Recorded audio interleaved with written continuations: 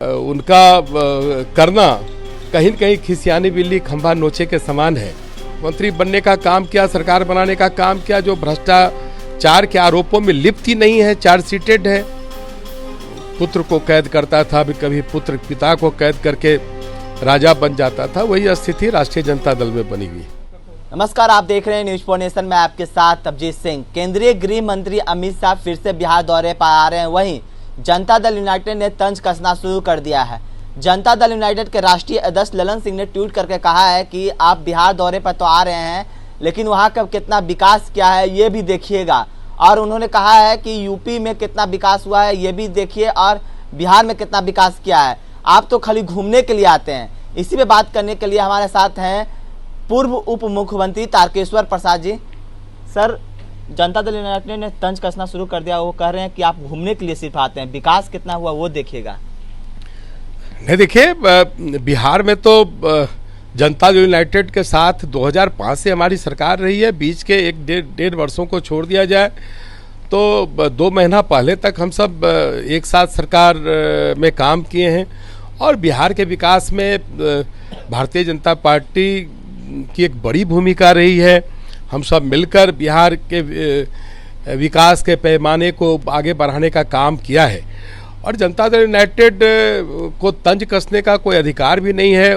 जब जनता दल यूनाइटेड तो बिहार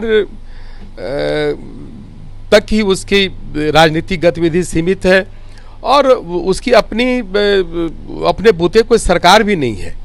जनता दल यूनाइटेड के मुख्यमंत्री भी रहे तो गठबंधन के कारण रहे, चाहे वो एनडीए का गठबंधन हो, महागठबंधन के साथ हो रहे हों। तो जनता यूनाइटेड ने तो कभी अपने पुते यहाँ सरकार भी नहीं बना पाई है। और भारतीय जनता पार्टी तो राष्ट्रीय स्तर की पार्टी है। लंबे वक्त तक हम सबों ने बिहार के साथ साथ देश के विकास में अपनी भूमिका सुनिश्चित की है। और इस तरह का तंज उनका करना कहीं न कहीं खिसियानी बिल्ली खंभा नोचे के समान है। अमित शाह जी लोकनायक जयप्रकाश नारायण जी का जो गांव सिताब दियारा है उसे राष्ट्रीय स्मारक के रूप में हमारी जो देश की सरकार है उसे घोषित किया है। अमित शाह जी उनकी जो आदमकद प्रतिमा है उसका अनावरण करने भी आ रहे हैं। और श्री नीतीश कुमार जी ने तो लोकनायक जयप्रकाश नारायण के जो मूल्य थे, जिन मुद्दों पर उन्होंने संपूर्ण क्रांति और छात्र आंदोलन का नेतृत्व किया था, उसको तो तार तार करने का काम किया है। पूरे छात्र आंदोलन में लोकनायक के नेतृत्व में हम सब भ्रष्टाचार के खिलाफ लड़ाई लड़े, व्यवस्था परिवर्तन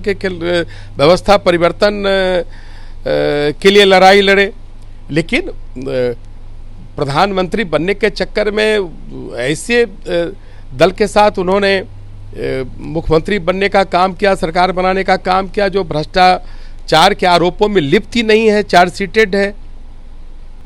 वो किस मुंह से इस तरह की बातें करते हैं। और श्री अमित शाह जी ने पूरे देश में, चाहे वो कश्मीर में धारा 370 हटाने की बात हो, जो हमारा पूर्वोत्तर जो राज्य है वहाँ जो अलगाववादी गतिविधियाँ चल रही थी उसको नियंत्रित करने की बात हो, देश के और जो कई ऐसे मुद्दे थे जो हल नहीं हो पा रहे थे, उन्होंने उसके हल करने का काम किया। इसलिए अमित शाह जी का आगमन तो हम सबों के लिए कहीं न कहीं एक बड़ा अवसर है।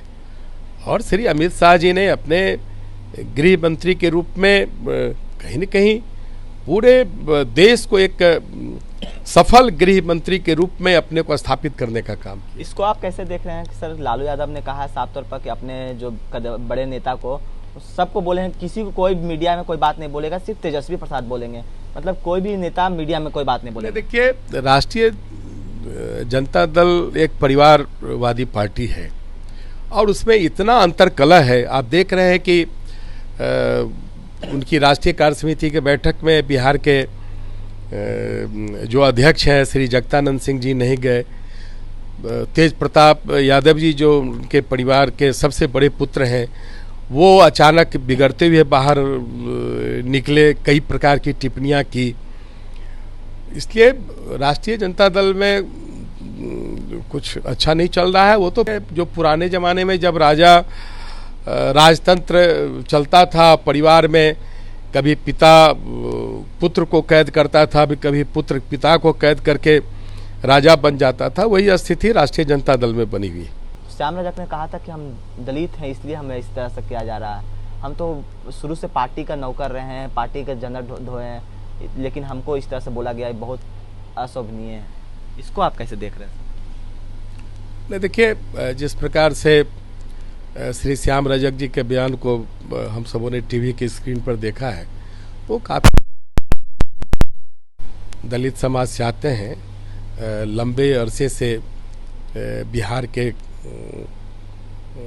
कई बार मंत्री भी रहे हैं, और जिस प्रकार से उनके साथ जो दुर्व्यवहार हुआ यह अशोभनीय है।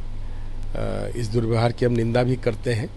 समाज के कमज़ोर वर्ग का जब कोई व्यक्ति आगे बढ़ता है, बिहार की राजनीति में अपना एक मुकाम बनाता है, तो किस प्रकार से जो हमारे अभी सत्तारूढ़ दल के सबसे बड़े राजनीतिक दल के लोगों को चीड़ होती है। हमारे साथ थे बात करने के लिए उप मुख्यमंत्री तारकिशोर प्रसाद जी। उन्होंने साफ तौर पर बताया कि जिस तरह से केंद्रीय गृह मंत्री अमित शाह जब बिहार दौरे पर आएंगे तो शताब्दी दिहाड़े में वो वहाँ पर जेपी जयप्रकाश नारायण की जयंती पर आ रहे हैं और वहाँ के जो उनके मूर्ति है उन्हें अनावरण भी करेंगे। ऐसे तमाम खबरों के लिए बने रहे न्यूज़ पोनेशन के साथ। नमस्कार।